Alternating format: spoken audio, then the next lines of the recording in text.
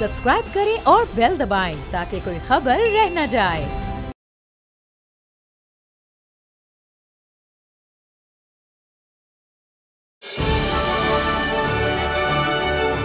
बोल एम्बेसडर के साथ। अस्सलाम वालेकुम viewers and welcome to another show off बोल एम्बेसडर के साथ। एज यू नो, हमारा जो शो है उसके अंदर हमेशा हमारे पास किसी ना किसी दोस्त मुल्क पाकिस्तान के बायलैटरल रिलेशन के साथ ताल्लुक़ रखने वाले ममालिक के एम्बेसडर सफ़ीर हज़रात तशरीफ़ लाते हैं।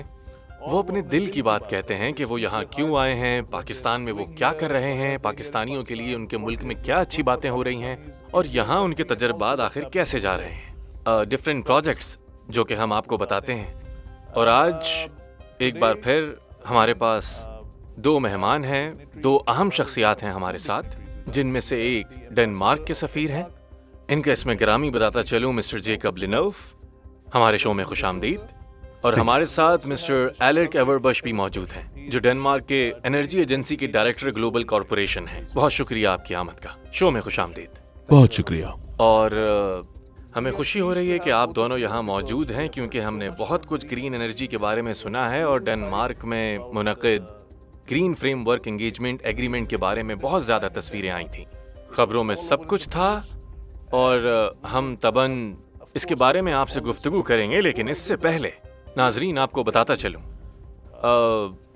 पाकिस्तानी फ़िलहाल डेनमार्क को कैसे देखते हैं। हम डेनमार्क को इसकी रोशन तारीख की बुनियाद पर याद रखते हैं, बहुत सी चीज़ों को हम जानते हैं अच्छी तरह। और डेनमार्क से आने वाली कुकीज़ को हम कैसे भूल सकते हैं, जो कि हम सब की पसंदीदा हैं, ख़ास तौर पर डेनमार्क की मशहूर बटर कुकीज़। और पाकिस्तानी इन्हें बहुत पसंद करते हैं क्योंकि ये हमारी पसंदीदा हैं। और इसके अलावा ज़ाहिर है बहुत खूबसूरत फूलों और सब्ज़ मैदानों, रिवायात, उनके खाने और बहुत कुछ है जो हमें मुतासिर करता है। और ज़ाहिर है डेनमार्क के अपने तजर्बात टेक्नोलॉजी के इश्तराक करने के लिए जो कंट्रीब्यूशन कर रहा है और दुनिया को बेहतर से बेहतर बनाने के लिए मुंतकिली प्रोजेक्ट्स को भी शेयर कर रहा है, ताकि ग्लोबल वार्मिंग के मसाइल को जल्द अज जल्द हल किया जा सके। तो एक्सीलेंसी, आपके पास वापस आता हूँ। पाकिस्तान में आपका क़याम कैसा गुजर रहा है? आप 1 महीना पहले ही आए हैं। जी हाँ, मैं 1 से 1.5 महीने से यहाँ पर हूँ। पाकिस्तान आने से पहले डेनमार्क में बहुत से लोग मेरे पास आकर मुझे पाकिस्तान के बारे में अपनी कहानियाँ बताया करते थे और वो कहते थे कि यहाँ के लोग बड़े दोस्ताना हैं। मेहमान नवाजी तो पाकिस्तान की मशहूर है और खाना तो पाकिस्तान का लाजवाब है और कुदरती खूबसूरती भी कमाल की है। देखिए, पिछले 1.5 माह से जब से यहाँ पर मौजूद हूँ, मैंने पाकिस्तान को एक बेहतरीन मुल्क और बेहतरीन रहने की जगह पाई। ये वाकई अच्छा मुल्क है। तो जब आप पाकिस्तान आ रहे थे तो किसी ने पाकिस्तान के बारे में आपको डराया तो नहीं? क्योंकि हम अक्सर अपने टीवी शोज़ में बैरून मुल्क से आए लोगों से सुनते हैं कि उनको पाकिस्तान के बारे में डराया जाता है, और जब वो खुद यहाँ आए तो उनको मामला बिल्कुल ही उलट लगा। तो पिछले 1 माह में आपका पाकिस्तान में तजर्बा कैसा रहा? मैं जब भी किसी से डेनमार्क में मिला जो पाकिस्तान में आया हो, यहाँ पर रह चुका हो, यहाँ उसे सयाहत का मौका मिला हो, उन्होंने तो पाकिस्तान के लिए हमेशा अच्छी बात ही की है। और मेरा भी यही ख्याल है कि उन्होंने जो भी कहा बिल्कुल सच है। हो सकता है कुछ लोगों को पाकिस्तान को लेकर कुछ गलत फहमियां हो, लेकिन जब वो यहाँ पर आते हैं और पाकिस्तान के लोगों से मिलते हैं तो उनके ख्यालात बदल जाते हैं और वो पाकिस्तान के प्यार में मुब्तला हो जाते हैं, बिल्कुल मेरी तरह। ज़बरदस्त। और हमें ये सुनकर बहुत खुशी होती है, और हमें ये सुनकर भी बहुत खुशी हुई कि आपके पाकिस्तान के बारे में इतने अच्छे ख्यालात हैं। और हम ऐसे ही हैं, बहुत मेहमान नवाज और दोस्ताना कौम है। और मुझे उम्मीद है कि आपके यहाँ 2-3 साल जो गुजरेंगे वो बहुत अच्छे गुजरेंगे इंशाल्लाह। तो डेनमार्क में पाकिस्तानी कम्युनिटी कितनी बड़ी है, इस बारे में आप हमें मज़ीद कुछ बता सकते हैं? बहुत सारे पाकिस्तानी हैं जो बाकायदा डेनमार्क में बसते हैं। और आप जानते हैं कि डेनमार्क कोई बहुत बड़ा मुल्क नहीं है, मगर पाकिस्तानी नज़ात की अगर हम बात करें तो वो लगभग 30 से 35 हज़ार हैं, जिनका ताल्लुक़ कहीं ना कहीं माजी में पाकिस्तान से रहा, जो कि डेनमार्क के रकबे के एतबार से एक बड़ी कम्युनिटी समझी जाएगी। उन्होंने बहुत कंट्रीब्यूट किया। हमने पाकिस्तानी लोगों को देखा है वहाँ के कल्चर में, पॉलिटिक्स में। हमने देखा कि बहुत सारे पाकिस्तानियों ने बहुत बड़ी डिग्रीज हासिल की हैं, जैसे कि वकालत की, मेडिकल की। तो ये सच है। مطلب ڈنمارک میں موجود پاکستانیوں نے معاشرت میں اچھی طرح میل خواہی کر لی ہے اور وہ ڈنمارک کی ترقی اور عوامی بہبود کے لیے مدد کر رہے ہیں. ان تمام چیزوں کے ساتھ وہ اپنا پس منظر اور اپنی ثقافت کو ساتھ رکھتے ہیں. مطلب وہ وہاں اپنی ثقافت برقرار رکھے ہوئے جی بالکل. حالانکہ وہاں ان کی یہ کوئی تیسری یا چوتھی نسل ہے. آپ نے ٹھیک فرمایا. اور جو پاکستانی لوگ وہاں پر آئے تھے وہ لگ بھگ 1960 کی دہائی یا پھر 70 کی دہائی میں آئے تھے. یہ گویا کہ پاکستان کی تیسری جنریشن چل رہی ہے. وہ مکمل ایڈجسٹ ہیں اور اپنے کلچر اور اپنے ثقافت کے مکمل حسن کے ساتھ وہ مکمل طور سے ڈنمارک میں آزاد رہتے ہیں اور وہ بہت خوش ہیں. یہ بہت اچھا ہے اور پاکستانیوں کا شکریہ ادا کرتا ہوں کہ انہوں نے ہمیں فخر محسوس کروایا. حتیٰ کہ تیسری نسل نے بھی اپنی ثقافت کو برقرار رکھا ہوا ہے تو بہت خوشی محسوس ہو رہی ہے سن کر. تو یور ایکسیلنسی، ہم جانتے ہیں کہ پاکستان اور ڈنمارک دو قوموں کے طور پر بہت مضبوط تعلقات رکھتے ہیں، دو ممالک کے طور پر، دو قوموں کے طور پر، اور بلحاظ دو طرفہ تجارت جو کافی عرصے سے ہو رہی ہے. اور یہ کوئی تھوڑے عرصے سے نہیں بلکہ کافی عرصے سے چلی آ رہی ہے یہ تجارت.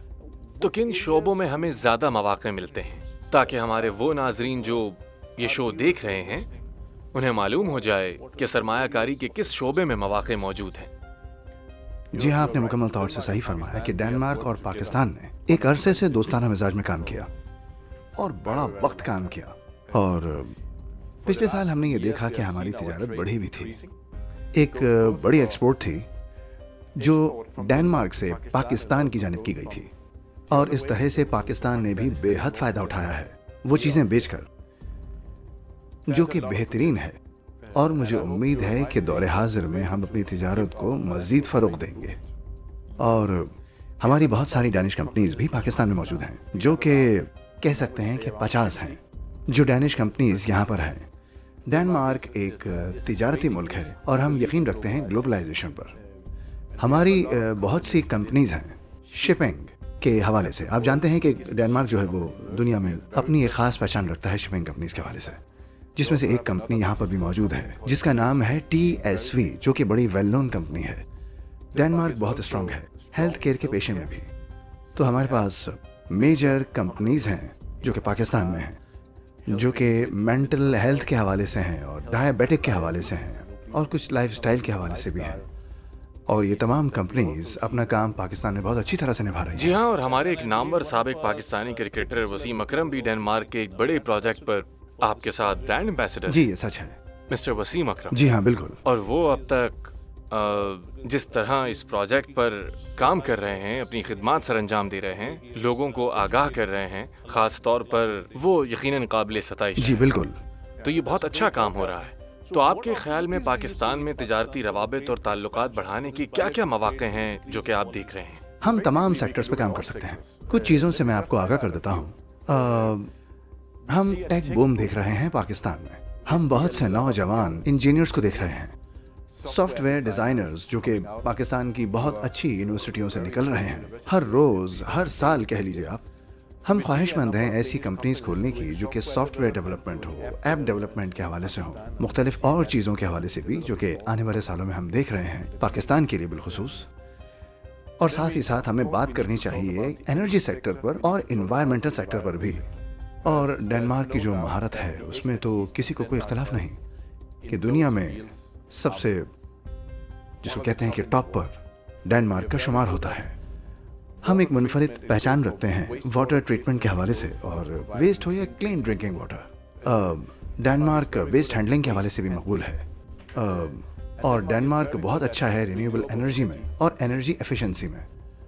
تو یہ ایک کی فیلڈز ہیں جن پر ہمیں پاکستان کے ساتھ شراکت کرنی ہوگی، تجارت میں، بزنس میں اور ان تمام چیزوں میں جو دنیا کو بدل دیں اور ٹریجک کو بھی.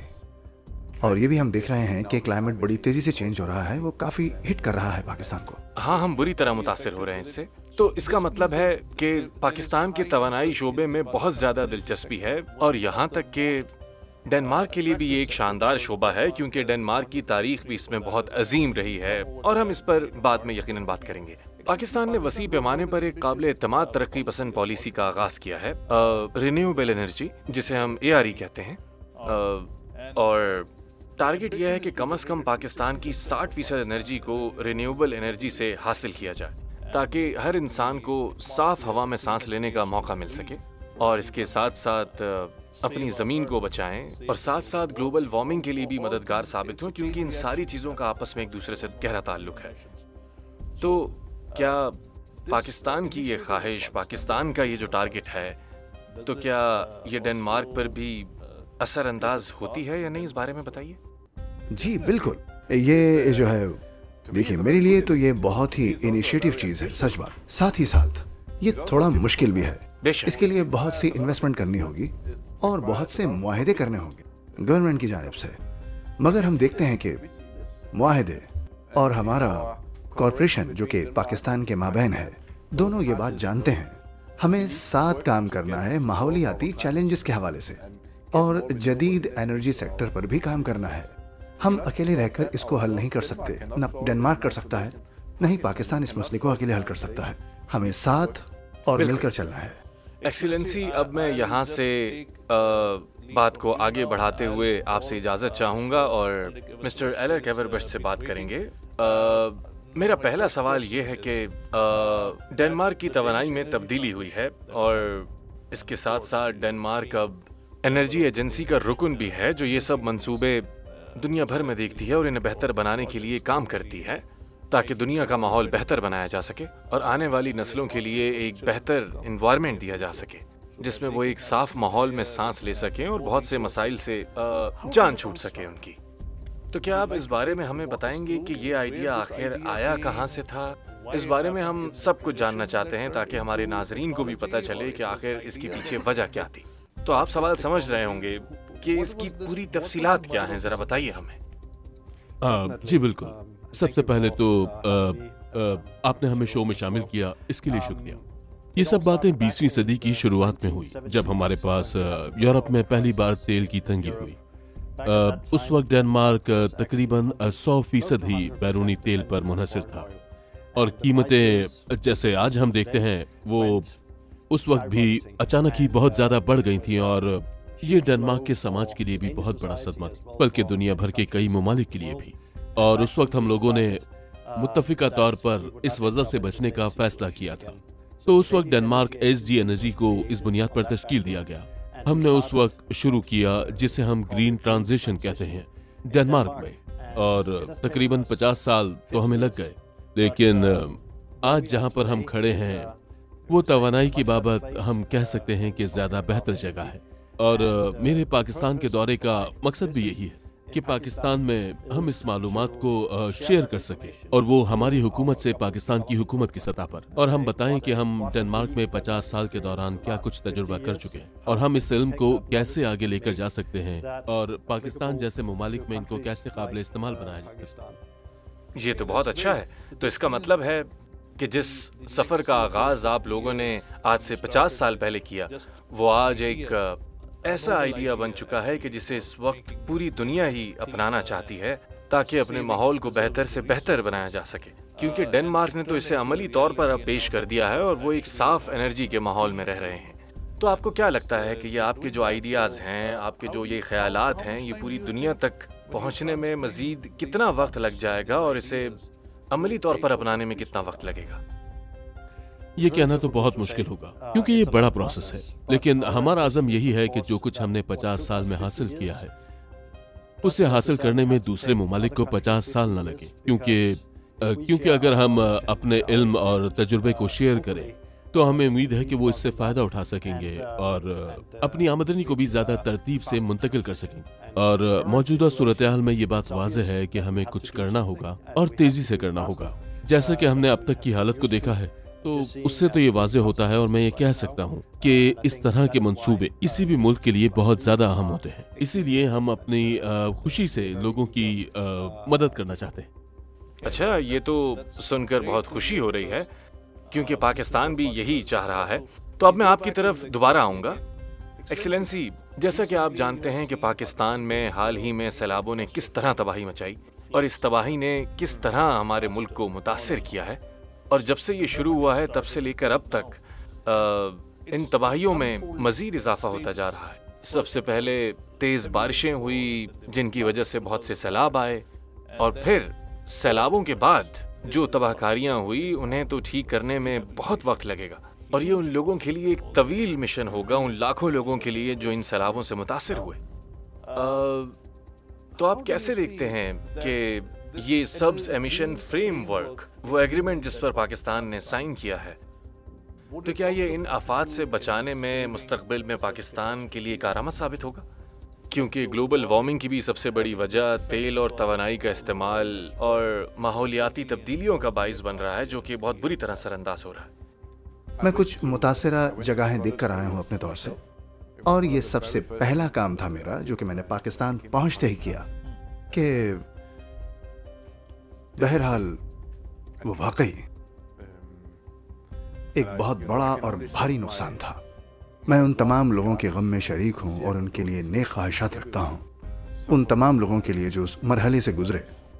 اس منظر نے میرے دل کو دہلا دیا۔ ان کی مدد کے لیے ڈنمارک کی جانب سے میں نے جو اقدام ہو سکے کیے، بلکہ UN اور EU انٹرنیشنل آرگنائزیشن سے بھی مکمل طور سے سپورٹ مانگنے کی کوشش کی، اور ساتھ ہی ساتھ ہم نے انہیں 1 لاکھ لیٹر صاف ستھرا پانی بھی ان کو فراہم کیا، جو کہ مکمل طور سے ڈنمارک کی جانب سے تھا، اور ہر ایک دن ملا ہر ایک ضرورت یہ مند بہت کو۔ اچھی شروعات ہے۔ اب ہم دیکھنے جا رہے ہیں اگلے فیز کو، اور وہ مسئلہ ہے ایمرجنسی امداد کا مسئلہ۔ اس میں وقت تو لگے گا، مگر ہمیں آگے کی پلاننگ سے چلنا ہوگا۔ بہرحال ہم ادھر اسی لیے ہیں کہ ایک دوسرے کے کام آ سکیں اور پاکستان کے ساتھ مل کے اپنی پارٹنرشپ کو اسٹیبلش کر سکیں، اور اسی طرح سے ایک ایجنڈے پر کام کر سکیں ہم دونوں، جیسے کہ ایک دنیا کے ترقی یافتہ ملک جو کرتے آئے ہیں عام طور سے۔ تو یہی وہ بات ہے کہ ہم ساتھ مل کر ان سب چیزوں کا مقابلہ کریں، یہاں اور دنیا بھر کے لیے، بالخصوص کلائمیٹ کے سیکٹر پر۔ ہم مل کر اپنے کام کو بالکل، صحیح اس کی طرح کہیں نہ پائے کہیں سے تو کریں۔ شروعات ہوگی، اور میرے خیال سے شروعات جی۔ ہی سب سے زیادہ معنی رکھتی ہے، اور جی۔ اس کی کبھی نہ کبھی تو شروعات ہونی تھی، اور میرے خیال میں اب نہیں تو کب، کیونکہ پہلے ہی بہت دیر ہو چکی ہے، کیونکہ اس کے نتیجے میں جو تباہ کاریاں ہوئی وہ ہم دیکھ چکے ہیں۔ جی، تو اسی جواب کے ساتھ ایکسیلنسی اب ہم وقفے کی جانب بڑھتے ہیں، اور جلدی وقفے کے بعد ہم واپس آئیں گے۔ تو ناظرین، آپ سب کہیں نہیں جائیے گا، کیونکہ ابھی ہم مزید بات کریں گے گرین انرجی کے بارے میں، اور کس طرح ہم اپنے ماحول کو بچا سکتے ہیں ماحولیاتی تبدیلی سے۔ اور ڈنمارک کے بارے میں کچھ حقائق اور چند چیزوں کے بارے میں ایکسیلنسی سے میں جاننا چاہوں گا۔ تو ملتے ہیں آپ سے ایک شارٹ بریک کے بعد، کہیں مت جائیے گا، ہمارے ساتھ رہیے گا۔ بول ایمبیسڈر کے ساتھ بول ایمبیسڈر کے ساتھ بول ایمبیسڈر کے ساتھ میں پھر سے خوش آمدید، اور ہمارے ساتھ اس وقت موجود ہیں ڈنمارک کے سفیر اور ڈینش انرجی ایجنسی کے گلوبل ڈائریکٹر بھی موجود ہیں۔ پھر سے خوش آمدید، آپ کی آمد کے ہم بہت شکر گزار ہیں۔ اور ایکسیلنسی، تو بریک سے پہلے آپ ڈنمارک کے پلانز کے بارے میں بتا رہے تھے کہ کیسے یہ منصوبے پاکستان کے لیے فائدہ مند ہو سکتے ہیں، خاص طور پر جو حالیہ تباہی ہم نے سیلاب کے بعد دیکھی ان عوامل کے لیے۔ تو ہم بات آگے بڑھاتے ہیں۔ تو میں یہ پوچھنا چاہ رہا تھا کہ ڈنمارک جو کہ گرین فرنٹ رنر ہے اور اس تحریک کو لیڈ بھی کر رہا ہے، کہ کس طرح ہم دنیا کے ماحول کو بہتر سے بہتر بنا سکتے ہیں، کیونکہ ڈنمارک نے ڈیفرنٹ ٹیکنالوجیز کا استعمال کرتے ہوئے سب سے پہلے اپنے ملک میں اس چیز کو رائج کیا کہ ماحول کو بہتر بنایا، اور اب اسے دوسرے ملکوں تک بھی پہنچا رہا ہے جہاں اس کی ضرورت ہے۔ تو آپ کے ملک نے یہ آخر کیسے مقصد حاصل کیا؟ مطلب یہ ایک طرح کی قومی تحریک تھی، یا پھر پوری قوم کو اس سے آگاہ کیا گیا اور انہیں آگے کی جانب بڑھایا گیا، یا پھر یہ صرف اور صرف ایک خیال تھا جسے آگے بڑھایا گیا اور حکومت نے اس پر کام کیا، اور ساتھ ساتھ ڈنمارک کے شہریوں نے بھی بڑھ چڑھ کر اس تحریک میں حصہ لیا؟ تو اس بارے میں ہمارے ناظرین جاننا چاہیں گے۔ جی، انہوں نے کیا، مگر یہ بات آپ جانتے ہیں کہ ہمارے سیاستدانوں کی وجہ سے یہ پائے تکمیل تک پہنچ رہا ہے ایک خاص انداز میں۔ جب ہم نے آغاز کیا اس سفر کا، تجرباتی سفر کا، شروع میں 50 سال پہلے ہمارے پاس انرجی کنزمپشن کی ایک بنیادی لائن تھی، اور آج 50 سال بعد ہم انرجی کی وہی تعداد کا استعمال کرتے ہیں، جبکہ ہماری جو موجودہ معیشت ہے اس سے بہت بہتر ہے۔ تو یہ ہماری کامیابی کی داستان ہے، اور 2 طریقے ہیں جو پہنچ سکتے ہیں گرین ٹرانزیکشن کی ٹرم میں انرجی سیکٹر کے حوالے سے۔ آپ کو کم سے کم انرجی استعمال کرنا ہے، اور آپ کے پاس ہونی چاہیے گرین فیولز بنسبت فوسل فیولز کے۔ ٹھیک ہے، تو جب ہم کم سے کم انرجی کا استعمال کریں گے تو ہمارے تمام گھروں میں، ہماری تمام بلڈنگز میں، تو ہماری انرجی مکمل طور سے صحیح طرح استعمال ہوگی، اور وہ ٹچ کرے گا اس اسٹینڈرڈ کو جس کا میں نے آپ سے ابھی تذکرہ کیا تھا، اور اسی طرز عمل سے ہم کم سے کم انرجی استعمال کر سکیں گے۔ سمجھ گیا۔ یہ ہماری صنعت کے لیے بھی بہتر ہوگی۔ اور جو دوسری بات میں آپ سے کر رہا تھا کہ دوسری فیولز اور فوسل فیولز، آپ کو تیل کم استعمال کرنا ہے، ایسا ہی کوٹ بھی، جبکہ آپ کو استعمال کرنا ہے سولر کا، بایو ماس یوز کرنا ہے، اور ایسا نہیں جیسا کہ ہم ڈینمارک میں یوز کرتے ہیں۔ تو ڈینمارک جو ہے وہ ایک لیڈنگ ملک ہے جو پروڈیوس کرتا ہے ونڈ انرجی بھی۔ اچھا، ہم ونڈ ٹربائنز کے حوالے سے بھی بہت بہتر ہیں، اس کی مانیٹرنگ اور اس کی مینجمنٹ جو کہ ونڈ ٹربائنز سے متعلقہ ہے۔ جی واہ، بہت عمدہ۔ تو اب میں پھر سے ایک بار مسٹر ایلک کی طرف آتا ہوں۔ کیا ڈنمارک کسی بھی طرح پاکستان کی مدد کر رہا ہے جب ہم بات کرتے ہیں کہ آپ یہاں ہیں تاکہ اس علم کو منتقل کریں، اسے آگے بڑھائیں، تو ہم کس قسم کے تعاون کی بات کر رہے ہیں؟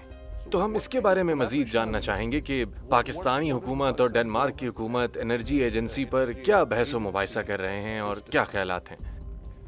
تو ابھی ہمارے پاس ایک پروگرام ہے جس پر ہماری بنیادی طور پر 3 میدانوں پر ہی توجہ ہوگی۔ ایک میدان ہوگا لمبے عرصے کی منصوبہ بندی، جو کہ آپ بھی جانتے ہیں کہ بہت اہم ہے۔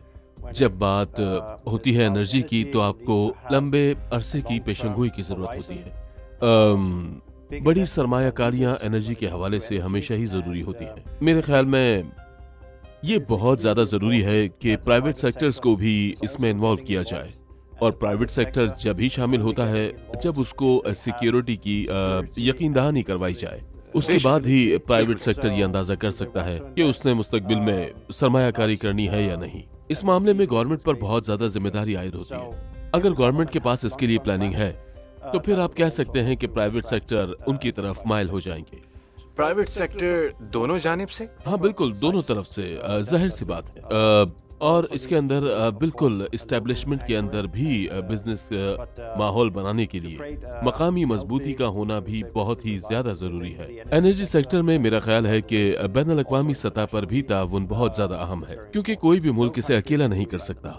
بے شک، سوائے ڈنمارک کی، کیونکہ آپ نے اسے اپنی طرف سے ہی کیا ہے، اور ایک یہ مثالی چیز ہے کہ ڈنمارک اپنے تجربات پوری دنیا کے ساتھ شیئر کر رہا ہے تاکہ وہ لوگ بھی اس انرجی پر کام کر سکیں، اور ڈنمارک اس وقت پوری دنیا کی طرف مثبت نظر سے دیکھ رہا ہے کہ وہ کیسے پوری دنیا کی مدد کر سکتے ہیں۔ تو اب بات کرتے ہیں کہ آپ نے اپنے ملک کے لیے کون سے مقاصد کے حصول کا تعین کیا ہے، اور ان مقاصد کو کس حد تک آپ لوگوں نے حاصل کر لیا ہے؟ آب و ہوا میں کمی کے حوالے سے دیکھتے ہوئے ہمارا ہدف 2030 تک 70% کم کرنا ہے، اور 2050 میں کاربن صفائی حاصل کرنا ہے، اور پھر ہمارا مقصد ہے کہ 2030 تک ہماری بجلی کی 100% برقیت خلاصہ مستقبل کی بنیاد وار نرخوں سے ہی آئے گی، لیکن ہم 2028 تک ہی اس کو حاصل کر پائیں گے۔ اس کا مطلب یہ ہوا کہ اس سب کو حاصل کرنے میں ہمیں 6 سال کا وقت درکار ہوگا، اور ہماری تمام تر بجلی برقیت نئے مستقبل کی بنیاد پر ہوگی۔ اور ایک اور شمارہ جس بات پر ہمیں فخر ہے وہ ہماری بجلی کی عرض تحویل کی تحفظ کی حالت ہے، جو حالیہ وقت میں 99.996%، یعنی عملی طور پر یہ ہے کہ ڈنمارک میں اوسط مصنوعی کوشاک ہر سال 20 منٹ کی حالت میں برقی بند رہے گی، لیکن عمل میں اکثر افراد کو سال بھر میں کبھی برقی بندی کا سامنا نہیں کرنا پڑتا ہے۔ صحیح۔ اور یہ تجربہ اور یہ علم بھی ہمارے اسی بین الاقوامی تعاون میں جس میں ہم ملحوظ ہیں اسی کا ایک حصہ ہے۔ یہ تو بہت اچھی بات ہوگی اگر پاکستان میں بھی اسے عملی طور پر اپنایا جا سکے اور لوگوں کی معلومات میں اضافہ ہو سکے، کیونکہ پاکستان وہ ملک ہے جو کہ بہت زیادہ متاثر ہوا ہے گلوبل وارمنگ سے، ماحولیاتی تبدیلیوں سے، اور اس سے عام آدمی کو نقصان پہنچ رہا ہے، صنعت کو نقصان پہنچ رہا ہے۔ تو یہ ایک بہت اچھا ایڈیشن ہوگا۔ اس کا حقیقتاً بہت سا تکنیکی تناظر ہے، اور کہ کہتے نقصان ہیں کو کم از کم کہ کیسے ضیاع کیا کم جا کرنے سکے۔ کے لیے कैसे मसलों को कम किया जा सकता है और ग्रिड को कैसे बैलेंस किया जाता है जब आपके पास तवानाई के दीगर जराए मुख्तलिफ फ्रीक्वेंसी के साथ मौजूद हो। डेनमार्क में एक बात यह है कि तकरीबन तमाम दीगर मुल्कों की बुनियादी तवानाई और ज़रूरतें फासली तवानाई पर मुनहसिर होती हैं। फिर आप ऊपर से तजदीद पजीर तवानाई भी इस्तेमाल करते हैं, जबकि डेनमार्क ने इस तस्वीर को बिल्कुल पलट दिया है और कहा है कि हमारी बुनियादी तवानाई में हवा, बायोमास, सूरज और जल शुमारे हैं। और जब हमें काफी बिजली नहीं मिलती है, जब हवा नहीं चलती है और सूरज भी नहीं चमक रहा होता, तो फिर हम फॉसिल फ्यूल से बिजली हासिल कर लेते हैं। तो इस निज़ाम को बनाना भी हमारा ही विजन है जो हम इस बैनुल-अक़वामी ताउन में साथ लेकर आ रहे हैं। ये तो बहुत अच्छी बात है। इसी के साथ हम एक छोटा सा वक्फा लेते हैं और नाजरीन हम जल्द वापस आएंगे और इनसे मज़ीद कुछ सवालात भी करेंगे जिनके जवाबात हमारे नाजरीन इन शख्सियात से यकीनन जानना चाहते होंगे, क्योंकि इनसे बेहतर जवाबात हमें कोई नहीं दे सकता इन सवालात के। तो जाइएगा कहीं मत, रहिएगा हमारे साथ। बोल एम्बेसडर के साथ।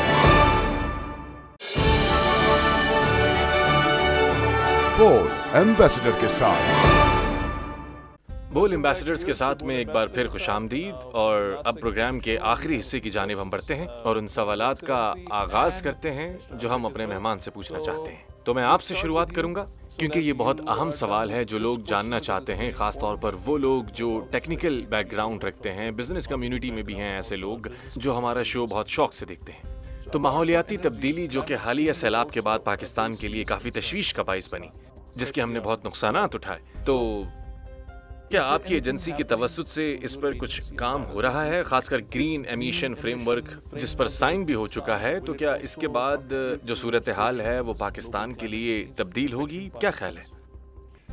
मेरे ख्याल में फ्रेमवर्क जो है वो बहुत वसी है और हमारी तवज्जो बिल्कुल तवानाई पर होती है, लेकिन मेरे ख्याल में क्लाइमेट तब्दीली की सबसे बड़ी वजह तवानाई का शोबा ही है और तवानाई की बिजली कारों और ट्रांसपोर्टेशन और हवाई जहाज़ों की बिजली ये इस्तेमाल करने के बहुत सारे इम्कानात मौजूद हैं।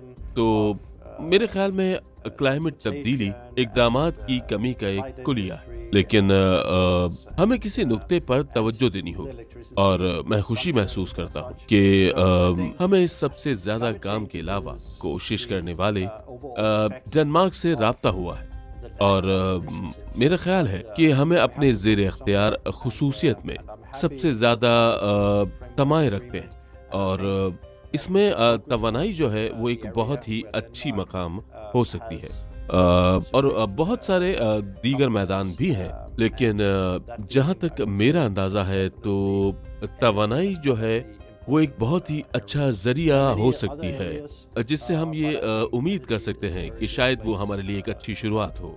बेशक, और इस वक्त ये पाकिस्तान के लिए बहुत बड़ा मसला है। एक्सीलेंसी, एक बार फिर आपकी तरफ आता हूँ। तो आपकी हुकूमत ने जो महारत और तजर्बे की मुंतकिली का जो अज़म उठाया है, उस हवाले से बात करते हैं कि आप पाकिस्तानी हक्काम से भी राब्ते में हैं और इससे मुंसलिक एजेंसियों से भी, तो आप कितना पुरुमीद हैं? मैं बहुत पॉजिटिव हूँ। ये मेरे दिल के बहुत करीब है कि जैसा कि आप जानते हैं जो मैंने वादे किए थे पाकिस्तान के लिए वो एक प्रायोरिटी है मेरे लिए। तो क्या इससे पाकिस्तान को फायदा होगा? क्योंकि इस वक्त आपको बहुत से पाकिस्तानी हैं जो कि सुन रहे हैं, देख रहे हैं, उनकी नज़र में डेनमार्क हमारे साथ काम तो कर रहा है, लेकिन क्या हमारी जिंदगी में कोई तब्दीली आएगी? उनकी जिंदगी पर कोई असर होगा? एक आम आदमी पर क्या असर होगा? देखिए, जो एग्रीमेंट आप जिसके हवाले से आप तस्करा कर रहे हैं वो ऐसा तो नहीं है कि पाकिस्तान को चेंज कर देगा। ऐसा नहीं है कि वो पाकिस्तान को किसी आइसोलेशन की तरफ धकेल देगा। पाकिस्तान को चाहिए कि वो काम करे अपने तमाम इंटरनेशनल पार्टनर्स के साथ, इंटरनेशनल ऑर्गेनाइजेशन के साथ, स्पॉन्सर्स, डोनर्स, फाइनेंशियल इंस्टीट्यूशंस के साथ। ये तमाम चीज़ें आपको उस एजेंडे पर रखेंगी जो कि इजिप्ट के उस कॉप के हवाले से है जो कि अनकरीब होगा। دراصل پاکستان لیڈ بھی کر رہا ہے ڈیلیگیشن ڈیولپڈ ورلڈ کے حوالے سے بھی، تو اسی لیے پاکستان کے پاس یہ ایک منفرد موقع بھی ہے کہ اس ایجنڈے کو رکھے اور اس پیغام کو اور پہنچائے۔ یہ بہت اچھی بات ہے۔ تو اس طرح کم از کم جب توانائی کی منتقلی ہوگی یا جب اس کی شروعات ہم کریں گے اور اس پروسیس کو عمل میں لائیں گے تو عوامی گھروں میں بجلی کی کمی نہیں ہوگی، اور صرف عام گھروں میں ہی نہیں بلکہ صنعتوں میں بھی جو توانائی کا فقدان ہے وہ آنے والے سالوں میں ختم ہو جائے گا۔ یہ ہماری امید ہے۔ دوسری امید یہ ہے کہ ڈینمارک اور پاکستان کے اس ہونے والے ملاپ سے یہ بہت آسان ہوگا پاکستان کے لیے کہ وہ حاصل کر سکے رینیویبل انرجی۔ اچھا، یہ ایک مشکل کام بھی ہے کہ وہ داخل ہو نیشنل قومی بجلی گرڈ نیٹ میں، ورک۔ اور یہی ہمارے لیے بہتر ہوگا۔ بالکل، تو ہمیں ہم انہیں چاہیے combine کر کہ سکتے ہم ہیں۔ آپ کو مکمل طور سے سپورٹ کریں گے، اور اگر آپ صحیح سمت میں چلیں آپ حاصل کر سکتے ہیں سولر اور ونڈ بھی، اور بھی بہت کچھ۔ زبردست، یہ واقعی شاندار ہوگا کیونکہ یہ ایک بہت بڑا مسئلہ ہے ان مسئلوں میں سے جن کا ہمیں سامنا ہے کہ ہم قومی بجلی میں کیسے اپنا حصہ ملا سکتے ہیں اگر میں سولر پینل سے اپنے گھر میں توانائی پیدا کر رہا ہوں اور وہ زیادہ ہے ضرورت سے، اور سبھی یہ جاننا چاہیں گے کہ وہ کس طرح اپنی ملک کی توانائی میں اپنا حصہ ڈال سکتے ہیں کہ اگر میرے پاس کچھ اضافی کلو واٹ ہیں تو میں اسے قومی بجلی نیٹ ورک میں کس طرح بھیج سکتا ہوں واپس، اور وہ کسی اور کی بھی کام آ سکے گا جسے ضرورت ہے۔ یہ قومی مشن ہوگا کیونکہ ہم اس مسئلے کے حوالے سے بہت سنجیدہ ہیں اور ہر شخص بہت سے مسائل اور تنگیوں کا سامنا کر رہا ہے۔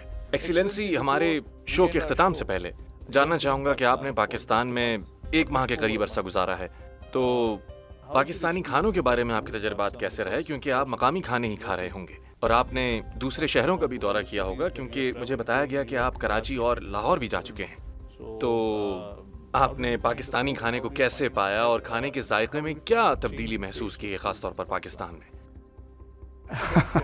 یہ بہت اچھا سوال کیا آپ نے۔ یہی کہوں گا کہ آئی لو پاکستانی فوڈ۔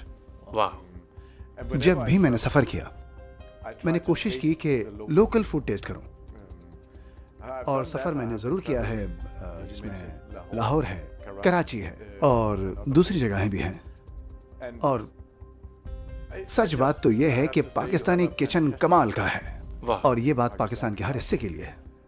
اور جب آپ شامل کرتے ہیں ایک با کمال قدرتی خوبصورتی کو اور ساتھ ہی ساتھ ایک خوبصورت ثقافت اور تاریخ بھی، اب تک میں نے اتنی بہترین ثقافت اور ایسا ورثہ آج تک کہیں بھی نہیں دیکھا پوری زندگی میں، اور ابھی تو سفر باقی ہے۔ بہت ساری چیزیں ایسی ہیں جو مجھے دیکھنی ہے، اور خواہ وہ ثقافت کے اعتبار سے ہوں یا وہ کھانے پینے کے اعتبار سے ہوں۔ بالکل، آپ کو ہمارے شمالی علاقوں کا دورہ کرنا چاہیے، خاص طور پر سردیوں میں، کیونکہ آپ کو ایسا لگے گا کہ اپنی سرحد پار کر کے آپ سوئٹزرلینڈ چلے گئے ہیں، کیونکہ اکثر لوگوں کا یہ کہنا ہے کہ یہ دونوں علاقے جڑواں ہیں۔ میرا مطلب سوئٹزرلینڈ اور ہمارے شمالی علاقے، لوگ اس طرح ہی تشبیہ دیتے ہیں ان دونوں علاقوں کو کہ یہ ایک دوسرے سے بہت ملتے ہیں۔ خاص کر جو لوگ سوئٹزرلینڈ جا چکے ہیں وہ کہتے ہیں واو، یہ تو بالکل ایک جیسا ہے، وہی پہاڑ، وہی خوبصورتی، سب کچھ۔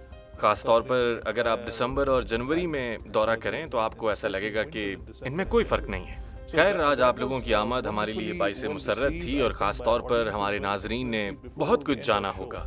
تو ہمارے شو کے اختتام سے پہلے آپ ہمارے ناظرین کو اپنی ایمبیسی اور اپنی حکومت کی جانب سے کیا مثبت پیغام پہنچانا چاہیں گے؟ کچھ بھی ایسا جو آپ کی نظر میں اہم ہو اور آپ وہ پیغام پاکستانی عوام تک پہنچانا چاہتے ہوں۔ میں کہنا چاہوں گا 2 باتیں۔ ایمبیسی میں رہتے ہوئے ہم عوام کو فوکس کرتے ہیں، تو ڈینش لوگ پاکستان آنا چاہتے ہیں، ایکسپلور بھی کرنا چاہتے ہیں، اور جو پاکستانی لوگ ہیں جو ڈنمارک آنا چاہتے ہیں وہ ڈنمارک آئیں، وہاں پر بزنس کریں اور ایکسپلور کریں ڈنمارک کو، اور اچھے روابط پیدا کریں۔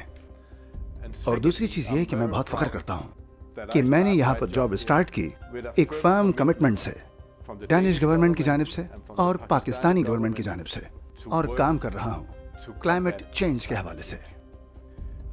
تو ان دونوں معاملات کے حوالے سے آپ میری مدد بھی کر سکتے ہیں۔ ان 2 سالوں کے وقت کے لیے میں اسے اپنے طور سے بہتر کرنے کی کوشش کروں گا۔ نہیں نہیں نہیں نہیں، ہم بالکل نہیں ہاریں گے۔ یہ پاکستان کے لیے ایک خواب جیسا ہے، اور جب وہ یہ سنیں گے، ہمیں دیکھیں گے، یقیناً وہ ابھی بھی ہمیں دیکھ رہے ہوں گے، لیکن ظاہر ہے بار بار جب یوٹیوب پر یہ پروگرام چلے گا آپ اس کا تصور بھی نہیں کر سکتے کہ یہ پاکستانیوں کے لیے ایک خواب ہے جو کہ حقیقت میں بدل جائے گا. خاص طور پر عام عوام کو یہ بہت پسند ہوگا کہ آخرکار یہ ہو رہا ہے اور ہم کسی قسم کے بحران کا سامنا نہیں کریں گے. ہر انسان کے پاس ایک صاف ماحول ہوگا, سانس لینے کے لیے صاف ہوا ہوگی. تو یہ ایک بہت بڑا تعاون ہوگا جس کے لیے میں آپ کا تہہ دل سے شکر گزار ہوں. تمام دیکھنے والوں اور بول فیملی کی طرف سے بھی بہت شکر گزار ہوں. اور اگر اس مشن میں کچھ بھی ایسا ہو جو ہم کر سکیں تو ضرور بتائیے گا, کیونکہ پاکستان کے لیے ہم ہر وقت تیار ہیں اور پاکستان کے دوستوں کے لیے بھی ہم وقت تیار ہیں. ہمارے شو میں آنے کے لیے آپ دونوں کا بہت شکریہ. آپ کی آمد ہمارے لیے باعث مسرت تھی. آپ کا بہت شکریہ کہ ہمارے شو میں DEA کی میزبانی کی. ویسے US میں DEA ایک مختلف نام ہے تو آپ کا بہت شکریہ. اور مجھے امید ہے آپ اپنے تمام مقاصد حاصل کریں گے اور یقیناً پاکستانی حکام آپ کی میزبانی کر رہے ہوں گے, خصوصی طور پر ہماری وزارت توانائی اور وہ تمام ادارے جو کہ یہاں موجود ہیں اور اس پر کام کر رہے ہیں. اور امید ہے کہ ہم اپنے اس خواب کو حقیقت میں بدل دیں گے. بہت بہت شکریہ. شکریہ. ناظرین, اگلے ہفتے پھر ملاقات ہوگی ایک نئے شو کے ساتھ, ایک نئے مہمان کے ساتھ, کچھ مزید اچھی خبروں کے ساتھ, اور ظاہر ہے کہ مختلف کھانوں اور ثقافتوں کے بارے میں بھی بات کریں گے, اور اس کے علاوہ بہت کچھ. تو اپنا خیال رکھیے گا. پھر ملاقات ہوگی اگلے ہفتے. خدا حافظ. بول ایمبیسڈر کے ساتھ ڈیجیٹل لون اسکیم, عوام کو قرضوں کے جال میں پھنسا کر لوٹنے والے بھیڑیے بے نقاب. بول کی کاوشیں بارآور ثابت ہو گئیں. آن لائن قرض مافیا کے گرد گھیرا تنگ ہو گیا ہے. بول نے دیا اپنے عوام کا ساتھ, اٹھائی اس اسکیم کے خلاف آواز. بول کی ڈیجیٹل لون اسکیم کے خلاف آگاہی مہم کی سب سے بڑی ٹرانسمیشن 59% عوام نے دیکھی اپنی اسکرین پر, کیونکہ بول ہے پاکستان کا نمبر 1 نیوز چینل. سبسکرائب کریں اور بیل دبائیں تاکہ کوئی خبر رہ نہ جائے.